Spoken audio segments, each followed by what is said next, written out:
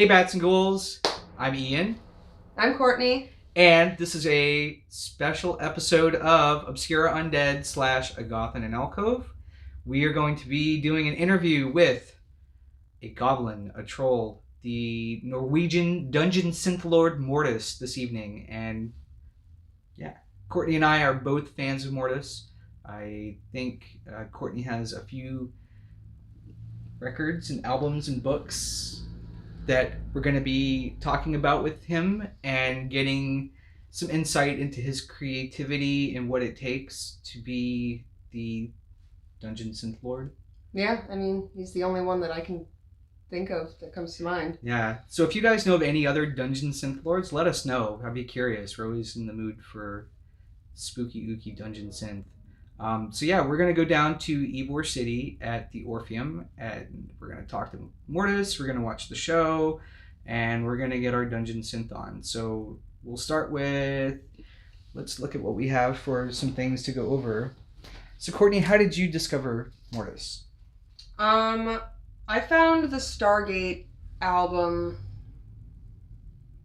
the early 2000s, and it just kind of went from there. The whole aesthetic was just something really interesting with me. Do you have the Stargate there? I have the CD. I don't have, I have a box set of CDs. Box set here.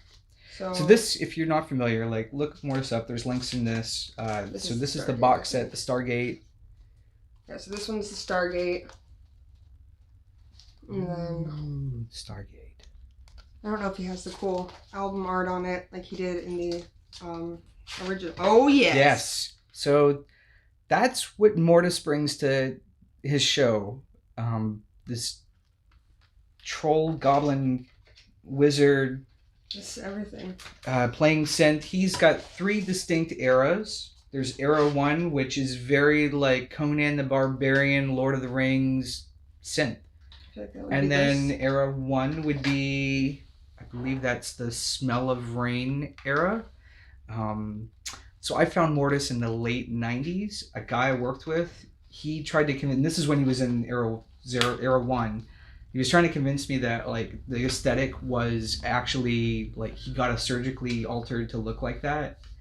And I didn't believe it, but it was at a time like we had a guy in my office who would, like when people were starting to do like subdermal implants and doing like forked tongues and right.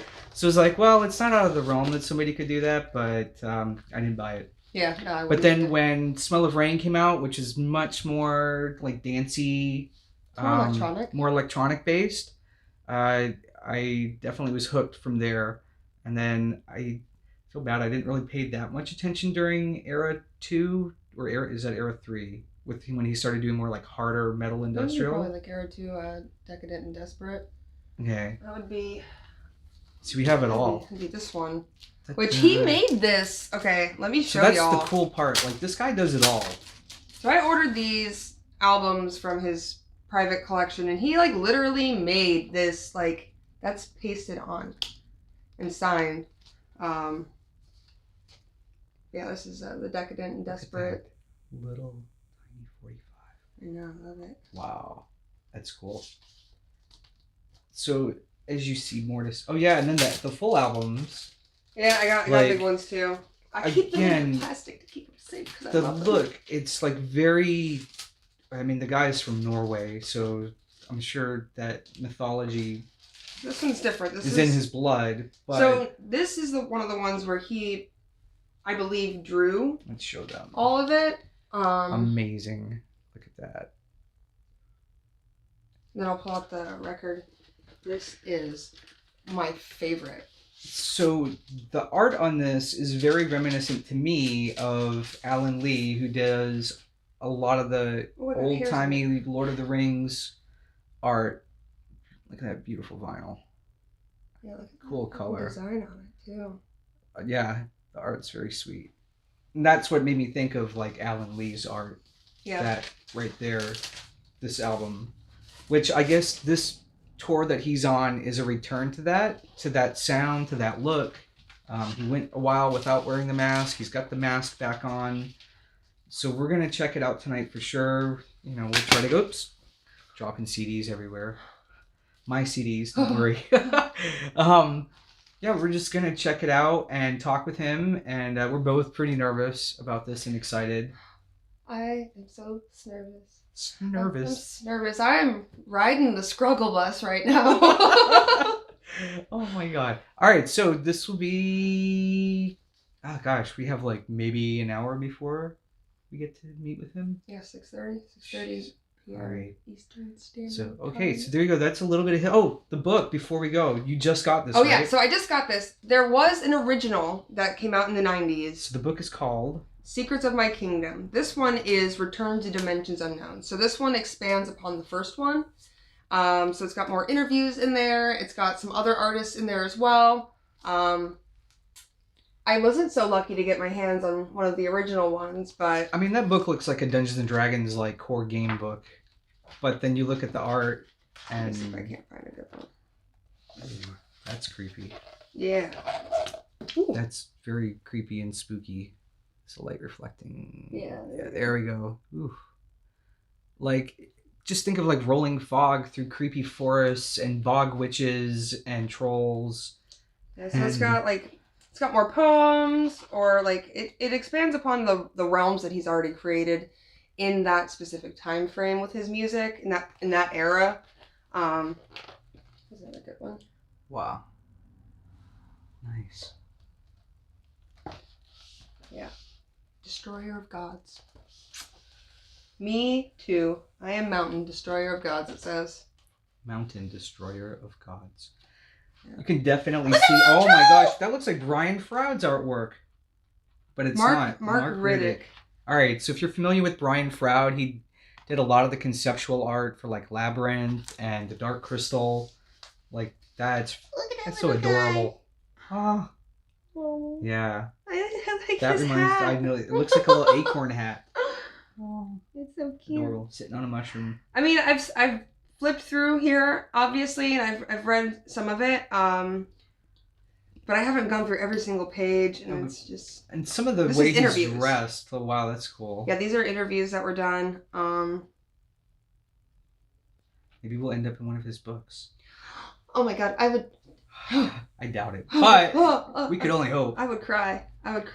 And if you aren't familiar, and I don't really want to focus on this in the interview, but Mortis originated from a black metal band in Norway called Emperor. They had a little, I think he was their bass player. He was their lyricist for a minute there too. Was he? Okay. And I know like they faced some controversy after reliable Wikipedia. So apparently the controversy was, I think they burned some churches down, but he wasn't with them when they did that. Like that was separate. So many documentaries on that. Yeah, so he left that scene, and his music is not black metal at all. Like it's. I feel like there is a lot of crossover though, in like where he came from to where he is now. Like I feel like because I do listen to a lot of black metal, that like I can pick up on these things. Okay. I mean, like, he's gone through 3 different stages of, like, pure synth, then to doing more dancey club type stuff, to crunchier industrial rock. Now he's back to the synth again. We haven't... It's a lot of imagery, too. Right, that's just it. Like, it's the videos. There's some videos I'll link in with this. We'll have some intercut with, like, this, but... yeah, like the videos is it's all imagery. It's what it is. It's what he's about, and yeah, which I think is what ties in with black metal too. You know, it's them right. So in, like when I saw him, I didn't expect that. I was just like, man, this looks really cool. I want to listen to it, and then I did, and I was like, that's not what I was expecting. I like it. It's still delicious, but. And I think that's just it. Like when I first heard the first era stuff where it's just straight up synths, I was like, this is like something I would play at my D&D campaign. That's what I do. And, you know, like, I don't know if I would be hearing it in a club necessarily. I mean, it's good atmospheric music, shaking air, because I'm holding the selfie stick, so sorry. But when he got The Smell of Rain, it was like, oh, I could easily hear this being played in a club. And I have. So, not a lot, but I have. I would love that. Yeah. So hopefully he'll play a mixture of that tonight. We'll find out. And... trying to think what else. Yeah, can you think of anything else with this?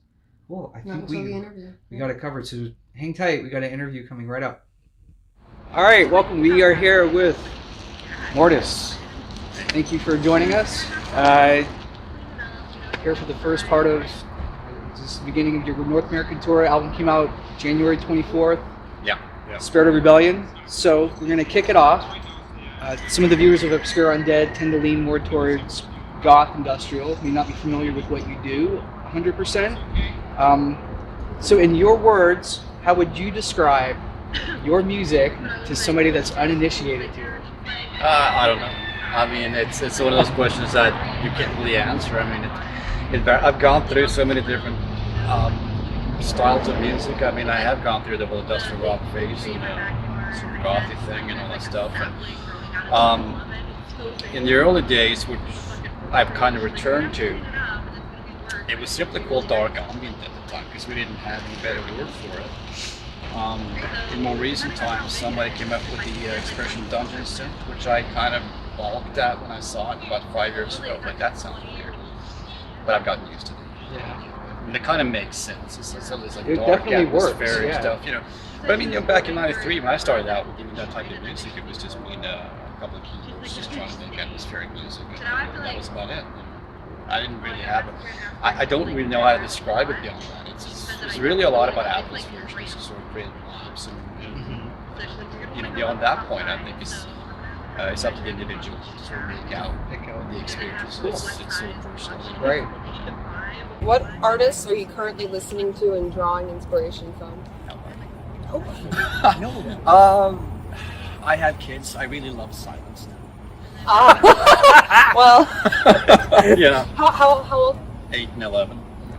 Yeah, definitely like Yeah. the silence then. Huh? Oh Yeah, yeah, yeah. it's a good age. Yeah, I'll realize like I haven't listened to a song in a week. I'm like, oh shit.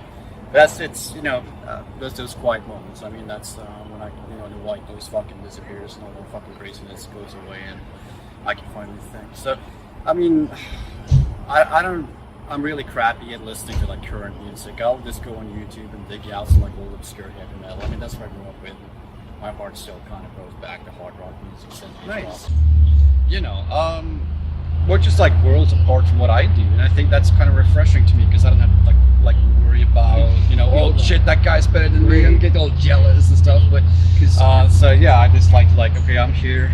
I feel it. Sometimes I want to be over there. Because I listen to a lot of goth industrial, but I still go back to like Kiss, Alice Cooper, like 70s rock, Those guys, Zeppelin, yeah, sure. even Absolutely. 80s metal. Yeah, So Judas Priest. Judas Priest crew, like early crew. Yeah, it's your first ones. Yeah. Yeah. So cool. I'll take the next one then. All right. So we noticed like the change in sound. So what happened maybe with you personally that you decided to go back to that Era 1 sound? Was there anything that just kind of clicked and said, I need to do this? I guess it started a few years ago with me kind of entertaining the idea of going back and then using the bands. Yeah. Sorry. We can't do a lot about that, but We're in a parking lot doing this. So. Yeah. Luxurious. Woo. And so that's kind of where the whole thing started, in as far as going back to my roots, so to speak. I kind of wanted to bring the mask back, but at that point, this is probably like 2016, 2017 or so. Yeah, because I noticed that's when the shift started kind of happening. Yeah, that was when we were putting out the Great Deceiver album, Right. and then the Great Corruptor came in 2017, which is just like this big, massive remix album based on the Great Deceiver. And the band pretty much just dissolved at the same time, out of for a lot of different reasons. So, we just decided not to keep going because I think we would have just killed each other at that point. We were really good friends. We still are. That's good. And I don't think anybody wanted to see that kind of ruin. And I didn't really want to play with anybody else. So for a while I was like, shit, I don't have a band. I don't know if I can do music. So it was a little bit depressing. But at the same time, like I said, I was into the idea of getting back into that mask. And so again, at the same time, I got this offer to play a festival for my label called The Industry. It's the 30th anniversary festival coming up. And that would have meant me playing my old style music, so I'm thinking, alright, let's just do it. So that was kind of like the moment where I decided, let's just go back and try this out. It felt great. Nice. Yeah. All right. Well, Since we're talking about masks, with all of that, bringing it back, what was that decision-making process like? And also, I would like, beyond that, to know about the evolution of the masks. I've noticed how they've changed a lot. So I'm curious about all of that as well. The evolution of the mask, I mean, yeah, there's a difference between the way it looks now and 1993 when it first came out. Right. In those days, you pretty much, you had your budget's about $10. You take what you find in the kitchen pretty much, and this fucking fashion that into something that's kind of Pretty convincing. cool. Like, even for 93 standards. Yeah. Like, It was blue tack, convincing, man. Yeah. We just shaped it and put makeup on top of it, and and maybe even back in those days, the old photos were taken on film. That might have added some kind of like photographic quality to it. It was more lo-fi, and as opposed to now where everything's like fucking super high definition. It might have even actually, we might have not gotten away with it in HD. Right. You know what I mean? Today's standard is 4K and all the little fucking. I mean, like That's what that. gives The it first time I character, saw though. the photos, like I immediately thought, like, is this somebody that came out of like Ridley Scott's Legend, like one of those? Yeah, like, that was inspirational. Oh, definitely. It's awesome. Flicks for Flicks. sure. So yeah, I used him as one of those sort of reference points when I was designing that new mask. But I mean, back in the 90s, I went through a couple of those experimental stages. First a blue tack, then we had some really primitive latex stuff going on that I didn't really think looked that great. But then we went on to like the real professional stuff. I flew over to Blazing Burbank and had a little cast and spent a whole weekend. Nice. Fuck look of fucking money. But that's the same mask we're still using today. So you only have that one now? No, Oh, it's the okay, same okay, it's the mold. same mold, Yeah. Okay. Do you still would use the same company to make them then now? Well, to be honest, I've been using the same mask for a long time. Okay. Same physical mask. Because it looks like there's been some changes where now it seems more like an appliance.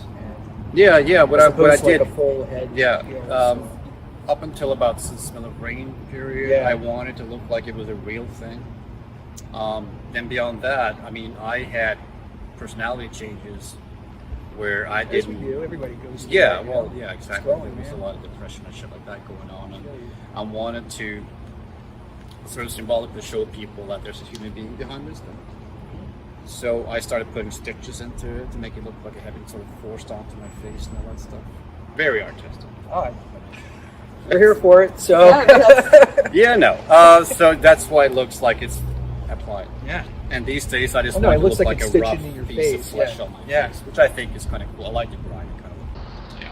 So, and then continuing once more with that, the sound has changed and the appearance has changed with the mask, not the mask.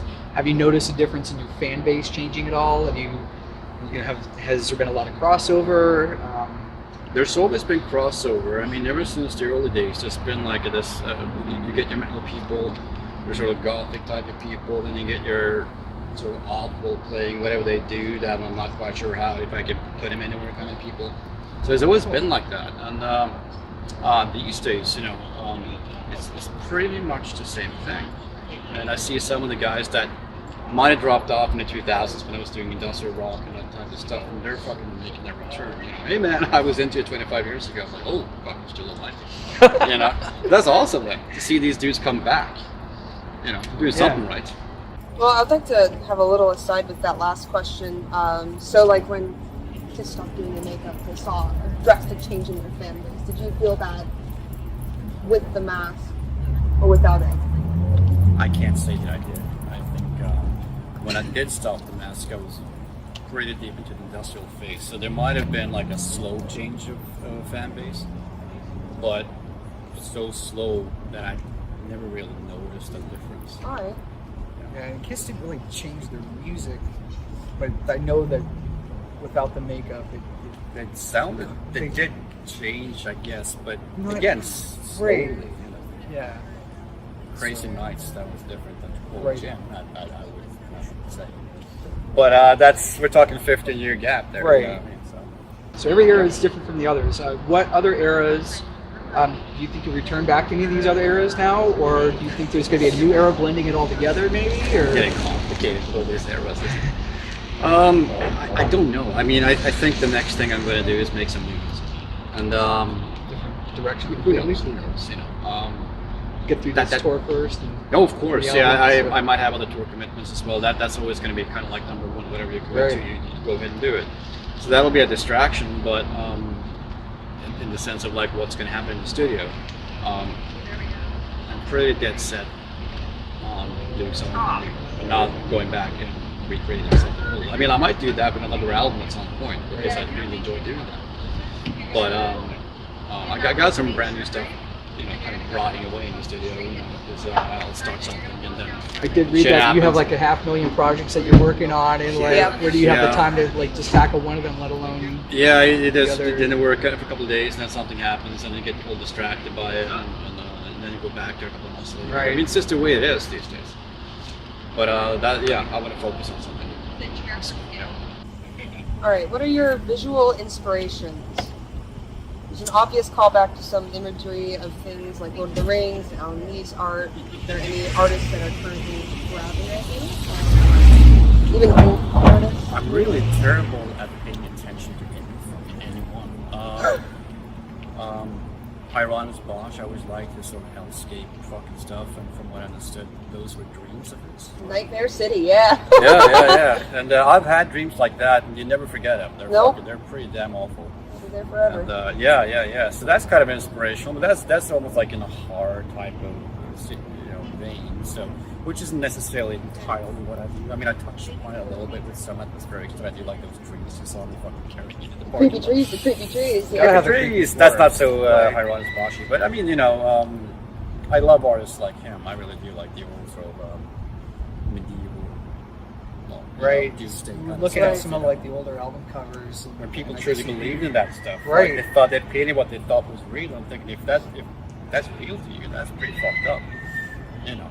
Yeah. So I like that. I like that. The idea behind that, I fucking love that. But that's more like the stuff I just hang on my walls back in my house. You know, I'm not really sure it necessarily inspires what I do as an artist myself, but I like to be surrounded by it. Aside from the fantasy, are there any other literary fantasy realms that you've been drawn to for inspiration, aside from like Lord of the Rings or the Tolkien or the Conan type environments? That's probably still, those are still the classics as Yeah. far as I'm concerned. So I'm still right there, man. I mean, I haven't really discovered anything beyond that. I mean, to be honest, I mean, I must come across as such a different person. Right. But like what I read these days, I actually like to read other musicians' biographies now just to see what they're like. Nice. And stuff like. Yeah. So that's what fascinates me these days. And again, that has nothing to do with what I do. That's what I've been doing a lot, is watching a lot of documentaries on musicians. It's educational. Yeah. There's a lot of stuff to learn about that. Stack it up in your head, and you can use that later on down the line in your own life. If not, it's fucking, it's entertaining as hell. There's been a lot of that. So I have album questions. Okay. So I know that you did a lot of the art for some of your earlier ones. Correct me if I'm wrong. Well, not really. I had other people do it. Okay. Well, I might have made one or two attempts at art at one point that were failures. Yeah, totally failures. Awful. Yeah. So Made a career out of those failures, though. well, yeah, I mean, Well, if you talk cover artwork, I think the only thing I ever did that I can remember was I did like a charcoal painting of a forest for my first t-shirt. That's like the only thing I did. Terrible attempt at copying John Bauer, which is this German-Swedish artist that I used a lot for my early stuff, like for the Wizard original. A lot of the trolls and the gnomes and all that stuff that he was doing, like all the Swedish fairy tale type of stuff that he was doing. Yeah. See, I saw it, I thought like a lot of it reminded me a lot of like Alan Lee from Lord of the Rings, like a lot of his conceptual art that they ended up using in the films. Then he must have been inspired by Bauer. Probably, Bauer died in a boat accident in the 20s. I bet you that's where it all stems from. That's cool. Well, then, yeah. A lot, But I mean, I guess we go back to might have been the 30s. It's a long time. right. so then how did you switch from having that more, or what happened when you switched from having the more like fantasy art for your albums and your image to like, I know that Bryce, the Grace Engine, does a lot of your current album art. Oh, Bryce? Yeah. So how did you make that switch? I haven't worked with him for years. It was on the last few albums. Because that sat on the shelves for 11 years. Really? Yeah. It's been that long. The Unraveling Mind. That's the one Oh, you're shit. referring to. It's fantastic artwork. I mean, the guy's fucking talented. Yeah. But he did a bunch of stuff for me, I'd say around 2008, 9, 10. Some t-shirts. And then we worked on the album art for their Unraveling Mind, and it just got shelved for various reasons. I mean, mainly the reason was because the album is so ambient sounding. Right. And sort of some soundscape type of album. And at the time, I was worried that people were just going to get confused about the direction of Mortis, because we were also finishing off Perfectly Defect and albums like that at the time were sort of rougher industrial, kind of that type of music. And I've been throwing my directions around a lot as a musician, so I was just worried that people are just going to get fucking frustrated. So I put the album on the shelf, just put it in the back, and I didn't use it for 11 years. I've been following his art for a long time. He's really good. I He's really good, immediately yeah. knew. We were sitting Yeah, there, we and were I was sitting- like, I swear, I know that. That's That's his price. Yeah. That is him. And Yeah. so he did that. He's done a couple of really cool t-shirts. They're sold out a long time ago. I mean, it's very demonic and disturbing stuff. Oh, like yeah. that. Yeah, I love it. Oh, yeah, it's great. It's just that that was back then. Yeah. But I mean, I hate yeah. comparing, but when they were showing me the art, it reminded me a little bit of like Eater, that kind of like nightmare fuel. That's Yeah. probably a question for him, though. But I mean, Yeah, right? I see Yeah. where But you're I see going. where, but I also see where that fits with what Mortis is too. So Yeah, Yeah. he did some good stuff from. Yeah. I thought it was great. All right. So then the last part is: do you have one of the last parts? Anything that you're thinking about doing again with your side project Bond? Are you looking to do any releases on the road for that, or? The only thing I did recently for that was we dug out some unreleased stuff, a couple of songs, and this old 7-inch put it out as a record release to the people. It's not offensive at all. Not at all. Not at all. Nothing happened. I was worried that shit, there's gonna be some Right. kind of repercussion on this one, but I mean, it didn't happen. But that's probably as far as that goes. I think just doing more is that's enough. At least for now. I mean, you never know down the line. Maybe ask me in 5 years and I might have done something. But that's right now. I think the last part we're at is, so now that you've got the new album out, touring, kind of covered it earlier, but what's going to come after Spirit of Rebellion and this tour? You go down the road? Or? Might be a couple of other tours. Don't fully know yet. I guess I'll know in the next few weeks. But I'm going to fill the spaces with just working on a record. Fresh music, nothing sort of reinterpreted or anything like that. Just something brand new. Yeah. Well, there you have it. Mortis, thank you guys for tuning in, and thank you very much for speaking with us. Thank you. Thank you very much. So I'm recording right now. Oh, okay. Oh, All right. hello so again. hello again. So Hello. Courtney and I, we partook in the Dungeon Synth madness of Mortis. A lot of people mispronunciate the name. God, I can't fucking talk. I've had a few drinks. Some cider, some vodka. It was a cool show. Yeah. Definitely, if you're expecting anything past Era 1, you're shit out of luck. Yeah. So this was full-on Dungeon Synth. It was beautiful. It was It amazing. was, yeah. Like, think of like the most epic Lord of the Rings meets Conan the fucking Barbarian. That kind of scoring.